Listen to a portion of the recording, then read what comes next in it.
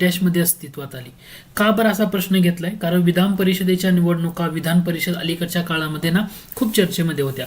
जसं शिक्षक मतदारसंघ असेल किंवा पदवीधर मतदारसंघ यांच्यासाठी झालेल्या इलेक्शन्स होत्या, तो मागच्या 1-2 वर्षामध्ये काळ चर्चेमध्ये होता. तर महाराष्ट्र विधान परिषद केव्हा अस्तित्वात आली असं विचारले. तुम्हाला ऑप्शन दिले 1937, 1947, 1956 आणि 1960. ठीक आहे. तर याचं करेक्ट आन्सर काय असेल? तर तुम्ही विचार जर थोडासा नीट केला तर तुम्हाला लक्षात येईल महाराष्ट्र विधान परिषद ही कधी स्थापन झाली होती. तर याचं करेक्ट आन्सर आहे 1937 मध्ये. ओके.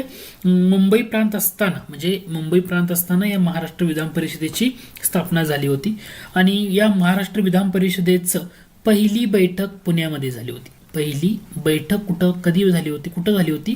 तर पहिली बैठक पुणे या ठिकाणी पार पडली होती. केव्हा पार पडली होती? 20 जुलै 1937. 20 जुलै 1937 ला पुण्याला पहिली बैठक पार पडली होती. आता स्वातंत्र्यपूर्व काळ बघा, म्हणजे 1939 ते 1946 हा जो पिरियड आहे, या पिरियडमध्ये ही जी विधान परिषद होती आपली, तर ही निलंबित ठेवण्यात आली होती. काय झाली होती? निलंबित ठेवण्यात आलेली होती. मग प्रश्न असा विचारला, महाराष्ट्र विधान परिषदेचा सुवर्ण महोत्सव केव्हा साजरा झाला? सुवर्ण महोत्सव केव्हा साजरा झाला? तुम्हाला मुद्दामून असं विचारलं.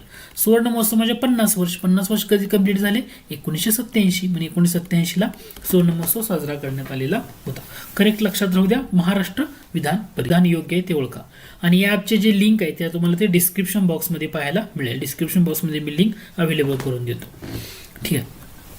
पहिलं विधान आहे, राज्यपाल हा राज्य विधिमंडळाचा अविभाज्य भाग आहे. आता राज्यपाल राज्य विधिमंडळाचा अविभाज्य भाग असणारच आहे डेफिनेटली. दुसरं विधान आहे, राज्य विधिमंडळाचे विशेष अधिकार राज्यपालांना प्राप्त होतात. आता पॉइंट थोडासा विचार करून बघा. राज्य विधिमंडळाचे विशेष अधिकार राज्यपालांना प्राप्त होतात का? तर नाही. लक्षात घ्या, याचं उत्तर आहे नाही.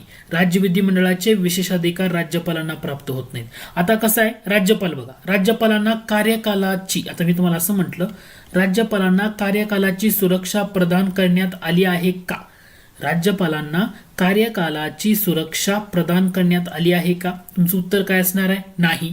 कार्यकालाची सुरक्षा त्यांना प्रदान करण्यात आलेलीच नाहीये. आता जनरली कसं असतं, तर ते 5 वर्षासाठी असतात. जनरली आपण काय म्हणतो, त्यांची नेमणूक 5 वर्षासाठी होते. ओके. पण राष्ट्रपतीच्या मर्जीनं पद धारण करतात. पद कसं धारण करतात? राज्यपाल राष्ट्रपतींच्या मर्जीनं. म्हणजे राष्ट्रपती काय करतील, त्यांना केव्हाही पदावरनं दूर करू शकतील. बरोबर. राष्ट्रपती त्यांना केव्हाही पदावरनं दूर करू शकतील. ओके. हा पॉईंट इथं लक्षात घ्या. म्हणजे तुम्हाला राज्यपालांच्या बाबतीमध्ये पहिला विधान लक्षात घ्या. विधिमंडळाचे विशेष अधिकार राज्यपालांना प्राप्त होत नाहीत.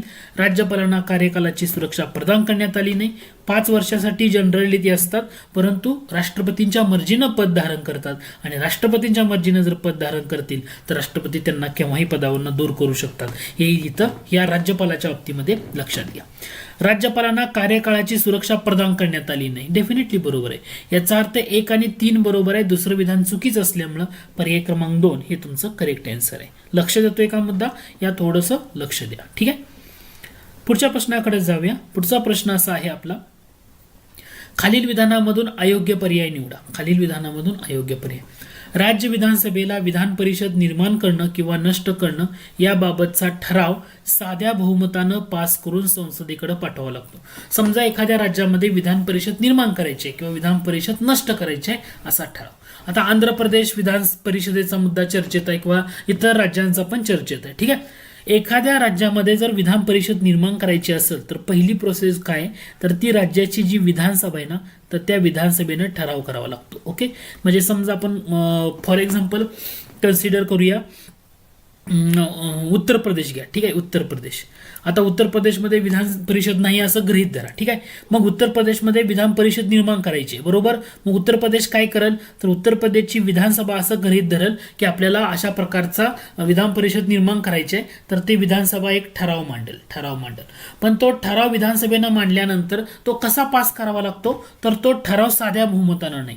तो ठराव कसा पास करावा लागतो, विशेष बहुमतानं पास करावा लागतो. म्हणजे विधान विधानसभेनं जो ठराव मांडलाय तर तो विशेष बहुमतानं पास करायचा, तो पास करून संसदेकडे पाठवायचा आणि जर तो ठराव संसदेकडे आला तर संसदेनं काय करायचं तर तो ठराव साध्या बहुमतानं जर त्यांनी मंजूर केला, संसदेनं तो ठराव जर साध्या बहुमतानं मंजूर केला तर काय होतं तर त्या राज्यामध्ये विधान परिषद निर्माण केली जाऊ शकते किंवा नष्ट केली जाऊ शकते. आता यामध्ये तुम्हाला पहिलं विधान बघा आणि मग याच्यावरनं तुमचा जो मुद्दा आहे तो तुम्हाला लक्षात येईल. तुम्हाला म्हटले अयोग्य कोणतं, बरोबर. राज्य विधानसभेला विधान परिषद निर्माण करणे किंवा नष्ट करणे याबाबतचा ठराव साध्या बहुमतानं पास करून संसदेकडे पाठवावा लागतो. इथं साधे बहुमत आहे का, नाही. तुम्हाला काय पाहिजे होतं, विशेष बहुमत पाहिजे होतं.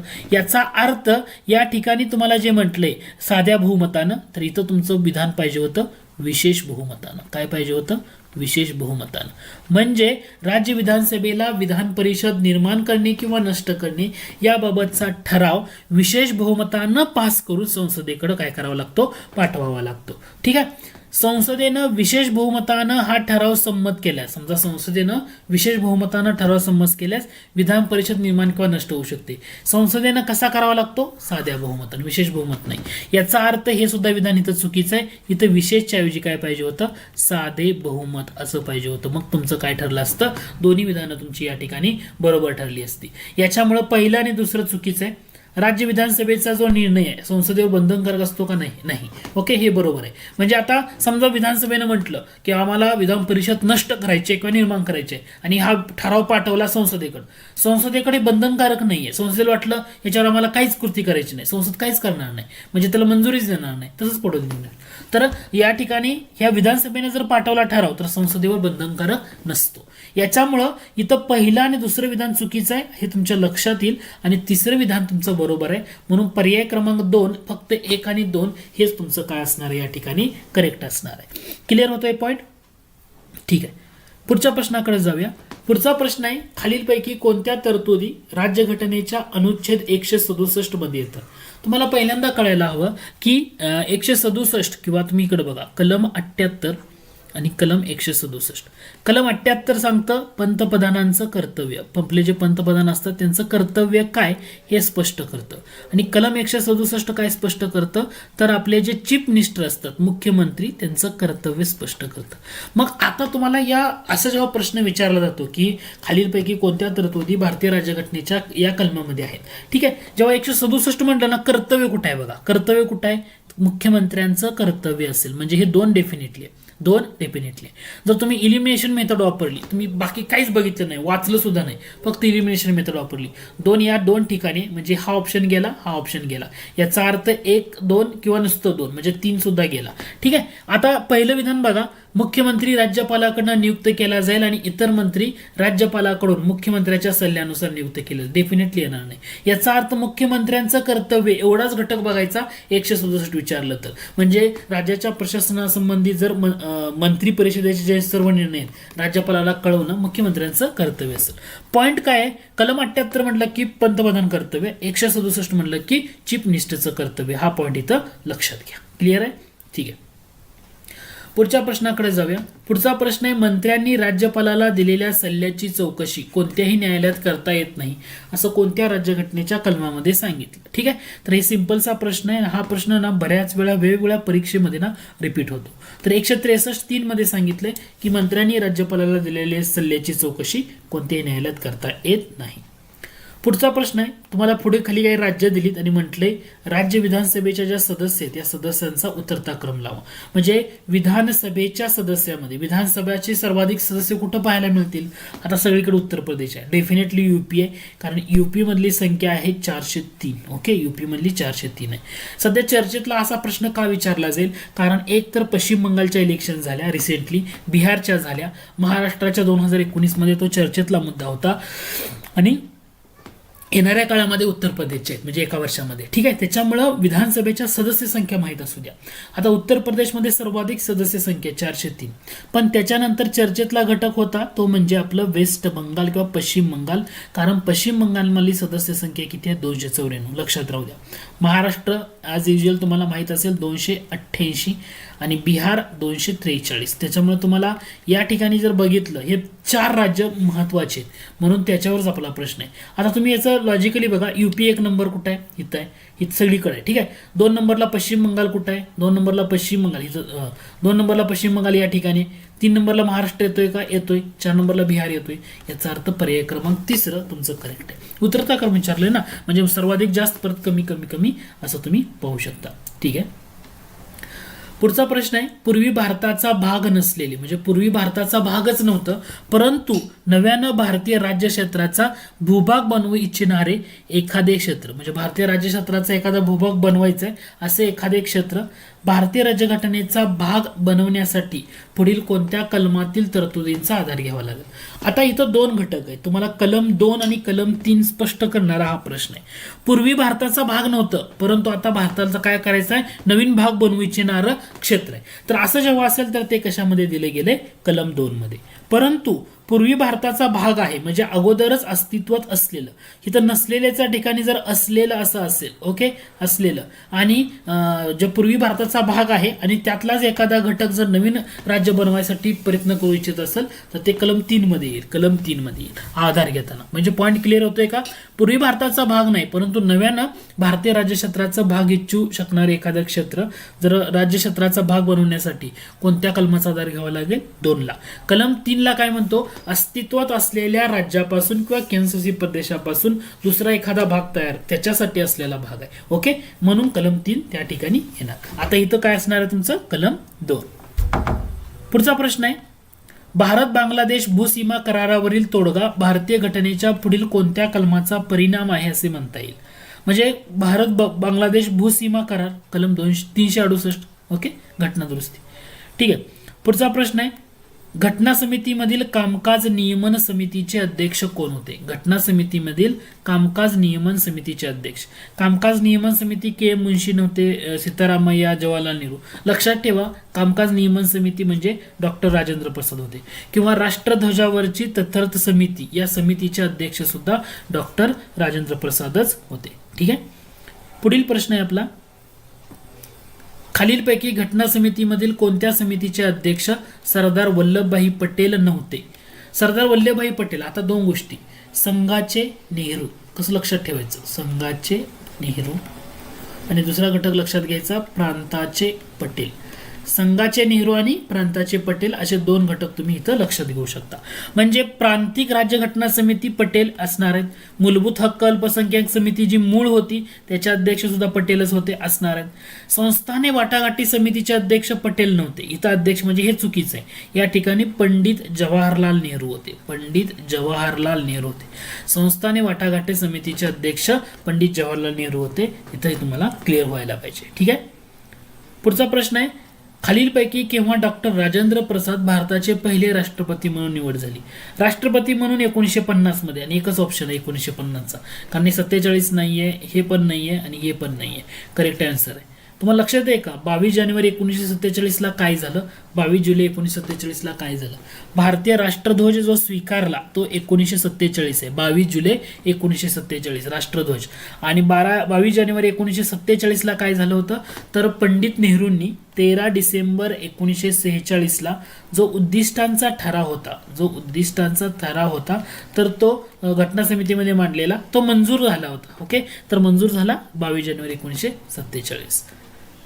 पुढचा प्रश्न आहे, डॉक्टर बाबासाहेब आंबेडकर यांनी मसुदा समितीचा अंतिम मसुदा केव्हा जाहीर केला. आता डॉक्टर बाबासाहेब आंबेडकर मसुदा समितीचे अध्यक्ष झाले, त्यानंतर पहिला मसुदा त्यांनी दिला होता तो फेब्रुवारी 1948चा होता, म्हणजे 47 ऑप्शन एलिमिनेट होते कारण हा पहिला मसुदा होता. दुसरा मसुदा त्यांनी दिला तो होता ऑक्टोबर 1948, फेब्रुवारी 1948 ला पहिला, ऑक्टोबर 1948 ला दुसरा. जर ऑक्टोबर 48 ला दुसरा दिला म्हणजे फेब्रुवारी गेला, पहिला होता, ऑक्टोबर गेला, म्हणजे तुमचं अंतिम मसुदा कधी असणार आहे, तुम्हाला विचारले अंतिम म्हणजे तिसरा, तो 4 नोव्हेंबर 1948 असणार आहे. म्हणजे ऑप्शन तुम्ही इलिमिनेट करा, त्यावरून उत्तर देता येईल. फेब्रुवारी, ऑक्टोबर आणि नोव्हेंबर असं तुम्हाला या ठिकाणी लक्षात ठेवावं लागेल. पुढचा प्रश्न आहे, खालीलपैकी कोणत्या कलमाची अंमलबजावणी 26 नोव्हेंबर 1949 पासून झाली नाही. 26 नोव्हेंबर 1949 पासून कोणत्या कलमाची झाली तर आपले पहिले कलम 5, 6, 7, 8, 9 हे एवढेच कलम लक्षात घ्यायचे नागरिकत्वाच्या संदर्भातले.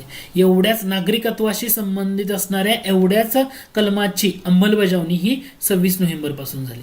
10, 11 असं जे आहे ते येणार नाही. याचा अर्थ इथं 10 दिलंय हेच तुमचं करेक्ट आन्सर आहे. म्हणजे तुमचं कलम 324 आहे, कलम 60 आहे, परंतु या ठिकाणी कलम 10 येत नाही. नागरिकत्वाशी संबंधित कोणत्या कलमाची अंमलबजावणी 26 नोव्हेंबर 1949 पासून झाली तर कलम 5 पासून कलम 9 पर्यंत आहे. हे इथं लक्षात घ्या.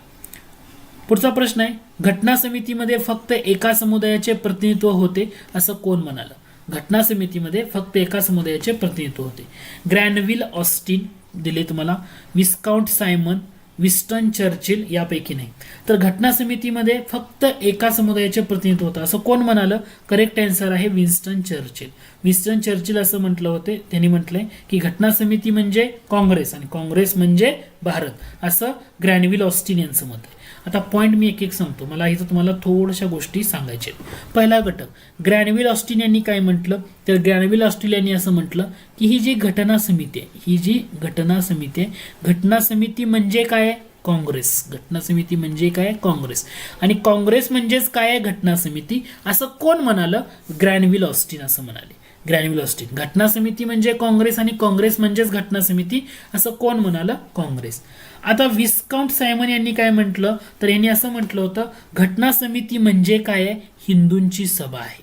घटना समिती म्हणजे हिंदूंची सभा असं कोण म्हणालं? विस्काउंट सायमन असे म्हणाले. कोण म्हणालं? विस्काउंट सायमन असे म्हणाले होते. घटना समिती म्हणजे हिंदूंची सभा असं कोण म्हणालं तर इथं तुम्हाला हे घटक लक्षात येणं गरजेचं आहे. क्लिअर? क्लिअर? हा पॉईंट तुमच्या लक्षात येतोय का? एवढं महत्वाचं आहे. ओके. त्याच्यानंतर पुढचा प्रश्न आहे तो म्हणजे घटना समितीमधील महिला व प्रांत यांच्या जोड्या दिल्या आहेत. घटना समितीमध्ये काय केले? महिला व प्रांत यांच्या जोड्या दिल्या आहेत. कोणती जोडी चुकीची आहे ते ओळखा. म्हणजे कोणत्या प्रांतातून कोणती महिला घटना समितीमध्ये प्रतिनिधित्व करत होती हे तुम्हाला विचारलेलं होतं. ठीक आहे. आता मी तो प्रश्नाला पुढे जाण्या अगोदर तुम्हाला असा प्रश्न विचारतो, तुम्ही कमेंट बॉक्समध्ये उत्तर द्यायचं. घटना समितीची निशाणी काय होती? कमेंट बॉक्समध्ये उत्तर द्यायचं. काय होतं? घटना समितीची निशाणी काय होती? जर तुम्हाला उत्तर येत असेल तर कमेंट बॉक्समध्ये मेन्शन करायचं घटना समितीची निशाणी काय होती. मी तुम्हाला प्रश्न विचारलाय, निशाणी म्हणतोय आणि याचं उत्तर काय आहे कमेंट बॉक्समध्ये नक्की मेन्शन कर. ठीक आहे. ज्यांचं करेक्ट आन्सर येईल त्याला मी त्या ठिकाणी लाईक आणि त्याला पिन करणार आहे पहिल्यांदा. ओके. तो त्याची जी कमेंट असेल ती, म्हणजे सगळ्यांना उत्तर समजेल नंतर. ठीक आहे. ज्यांना येत नसेल त्यांना. तुम्हाला दिलंय काय? मध्य प्रांतात राजकुमारी अमृत कौर, बॉम्बे प्रांत विजयलक्ष्मी पंडित, मद्रास प्रांत दुर्गाबाई देशमुख आणि बिहार प्रांत सरोजिनी नायडू. आता एवढं माहिती आहे की बॉम्बे प्रांतातून विजयलक्ष्मी पंडित आहेत का? संयुक्त प्रांतातून येतात, बॉम्बे प्रांतातून येत नाही. बॉम्बे प्रांतातून महत्वाचं नाव येतं हंसा मेहता. बॉम्बे प्रांतातून महत्वाचं नाव येतं हंसा मेहता. दोन गोष्टी इथं लक्षात घ्यायच्या. दोन गोष्टी कोणत्या? बॉम्बे प्रांत म्हणलं की हंसा मेहता. ओके. आणि दुर्गाबाई देशमुख लक्षात घ्या. जरी सी डी देशमुख आपले जे सी डी देशमुख होते यांच्या पत्नी, तर सी डी देशमुख यांच्या पत्नी म्हटल्यानंतर आपल्याला असं वाटेल की महाराष्ट्रातून असेल. नाही, तर त्या मद्रास प्रांतातून घटना समितीमध्ये आल्या होत्या. तर हंसा मेहता बॉम्बे प्रांत, दुर्गाबाई देशमुख मद्रास प्रांत. इथं ना पॉइंटमध्ये कन्फ्युजन होऊ द्यायचं नाही. ठीक आहे. क्लिअर करून घ्या.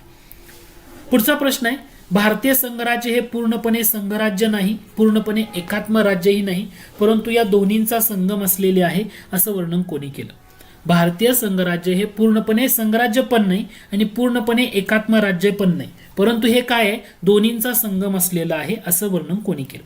आता भारतीय संघराज्यांच्या बाबतीमध्ये काय काय म्हटलेलं आहे ह्याच्यावर परीक्षेला बऱ्याच वेळा विचारलं जातं. तुमचं पाठ होणं गरजेचं. जसं की तुम्हाला मी असं म्हटलं, भारतीय संघराज्य हे वाटाघाटीचे संघराज्य आहे.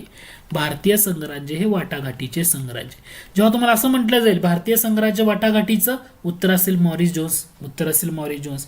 भारतीय संघराज्य हे केंद्रीकरण असलेले संघराज्य आहे. केंद्रीकरण म्हणजे केंद्राचं वर्चस्व. के व्ही राव. ओके. भारतीय संघराज्य हे सहकारी संघराज्य आहे भारतीय संघराज्य हे सहकारी संघराज्य आहे, कोऑपरेटिव्ह फेडरलिझम असं म्हटलं ग्रॅनविल ऑस्टिन. इथं काय पाहिजे होतं? Granville Austin. याचा अर्थ तुम्हाला 3 इलिमिनेट करता येतात ना, की मॉरिस जोन्स वाटाघाटीचं संघराज्य, के.व्ही. राव केंद्रीकरण असलेलं किंवा केंद्रीकरणाची प्रवृत्ती असलेलं, ग्रॅनविल ऑस्टिन सहकारी. म्हणजे भारतीय संघराज्य पूर्णपणे संघराज्य नाही आणि एकात्म नाही, म्हणजे दुर्गादास बसू. हे तुमचं इथं करेक्ट आन्सर झालं. तुम्हाला जेव्हा अशा टाईपचा प्रश्न विचारला जातो तो एलिमिनेशन मेथड वापरा. शक्यतो हे घटक पाठ करा. तुम्ही म्हणाल हे कसं लक्षात ठेवायचं? जेव्हा तुम्ही ज्याचं रिव्हिजन करायला आणि जेवढ्या जास्तीत जास्तीचे आयोगाचे प्रश्न सोडवाल तेव्हा तुम्हाला एक आयडिया येऊन जाते की बाबा तुम्हाला हेच पॉईंट येणार आहे आणि एवढंच तुम्हाला फोकस करायचं आहे. एवढं केलं तरी मोर दॅन इनफ आहे, हे इथं लक्षात घ्या. क्लिअर होते हा पॉईंट? ठीक आहे, पुढच्या प्रश्नाकडे जाऊया. पुढचा प्रश्न आहे, तुम्हाला 4 जोड्या दिले आणि म्हटले अयोग्य जोडी कोणती आहे ना ते ओळखा. कलम 21 प्राथमिक शिक्षणाचा अधिकार. 21 प्राथमिक शिक्षण अधिकार बरोबर आहे. 39 दिल्ली संदर्भात विशेष तरतुदी. आयोगाला एकदा विचारून गेला, तुम्ही म्हणाल असं कसं, तर आयोगाला विचारलं 239 ए असं आर्टिकल पाहिजे. 239 ए. ओके, ही ए नुसतं दिल्यामुळे चुकीचं आहे. मालमत्तेचा अधिकार बरोबर आहे, प्रशासकीय न्यायाधिकरण बरोबर आहे. याच्यामुळे पर्याय क्रमांक 2 हे तुमचं करेक्ट आन्सर आहे. ठीक आहे, पुढचा प्रश्न आहे, संघराज्यीय शासन ही तरतूद भारतानं कोणत्या घटकामधून घेतली? संघराज्यीय शासन तरतूद भारतानं कोणत्या घटकामधून घेतली?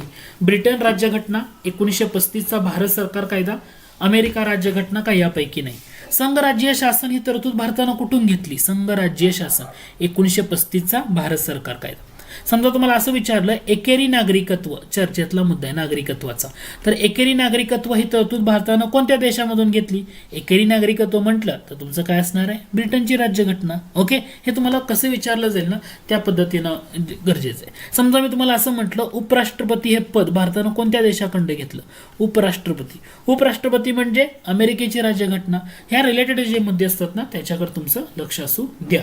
ठीक आहे, राज्यपाल पद म्हटलं, राज्यपाल पद, राज्यपाल नुसतं पद म्हटलं तरी सुद्धा तो 1935चा कायद्याकडेच आपण जाणार. ठीक आहे, पुढील प्रश्न आहे, राष्ट्रपतीची निवडणूक पद्धत भारतानं कोणत्या देशाच्या राज्यघटनेमधून घेतली? राष्ट्रपतीची निवडणूक पद्धत. आता 2 गोष्टी आहेत. तुम्हाला मी असं म्हटलं अगोदर, प्रश्नाकडे जाणे अगोदर, राष्ट्रपती आहेत आपले. ठीक आहे, राष्ट्रपतीवरची महाभियोग प्रक्रिया कोणत्या देशाकडे घेतली? महाभियोग. राष्ट्रपतीवरचा महाभियोग म्हटलं तर तुमचं उत्तर असणार आहे अमेरिका. अमेरिका. आणि राष्ट्रपतीची निवडणूक पद्धत म्हटलं तर आयर्लंड असणार आहे. इथं कन्फ्यूज व्हायचं नाही. राष्ट्रपतीची निवडणूक पद्धत म्हटलं आयर्लंड. ओके, आणि राष्ट्रपतीचा महाभियोग म्हटलं अमेरिका. ठीक आहे, पुढचा प्रश्न आहे, सरनामा असलेली जगातील पहिली राज्यघटना कोणती? अमेरिका. सगळ्यात आम्ही भारतीय लोक असं जे म्हणतो आपण अमेरिकेच्या राज्यघटनेतून घेतलेलं आहे. ओके, त्यामुळे अमेरिकेची राज्यघटना जगातील पहिली सरनामा असलेली राज्यघटना म्हणून ओळखली जाते.